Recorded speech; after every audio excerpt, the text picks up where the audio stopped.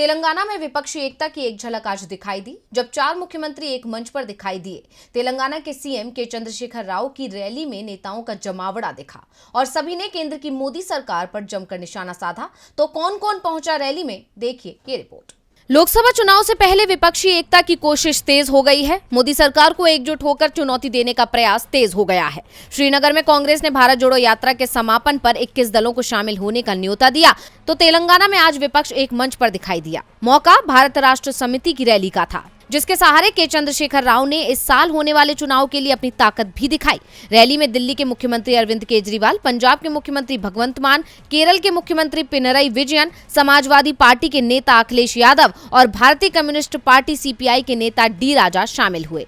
Rally में तेलंगाना के CM KCR ने कहा कि देश में क्या हो रहा है, ये एक ऐसा सवाल है जो मुझे कई दिनों से परेशान कर रहा है। ये इस देश के लोगों की संपत्ति है, जिसे किसी से भीख मांगने की जरूरत नहीं है, जिसे विश्व बैंक, अमेरिका या किसी अन्य विदेशी सहायता की आवश्यकता नहीं है। हम किसी भी विकसित देश से कम नहीं है, लेकिन हमें धोखा दिया जा रहा है। उन्होंने कहा कि केंद्र की मेक इन इंडिया पहल विफल रही है। केंद्र सरकार को हमारी सरकार की योजनाओं को देखना चाहिए।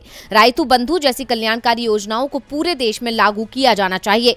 किसानों की खुशहाली के लिए देश में तेलंगाना का मॉडल लागू होना चाहिए। रैली में दिल्ली के सीएम अरविंद केजरीवाल ने कहा कि सारे गवर्नर मुख्यमंत्रियों को तंग कर रहे हैं। ये गवर्नर तंग नहीं कर रहे हैं, प्रधानमंत्री मोदी तंग कर रहे हैं। पीएम मोदी को बेरोजगारी या वस्तुओं की बढ़ती कीमतों की परवाह नहीं है। उन्हें केवल राज्यों में गैर बीजेपी सरकारों को गिराने की परवाह है। केरल के सीएम पी विजयन ने कहा कि केंद्र सरकार सभी देशी भाषाओं को दरकिनार कर हिंदी को राष्ट्रभाषा बनाने की कोशिश कर रही है। अपनी मातृभाषाओं की जगह हिंदी थोपने से देश की अखंडता प्रभावित होगी।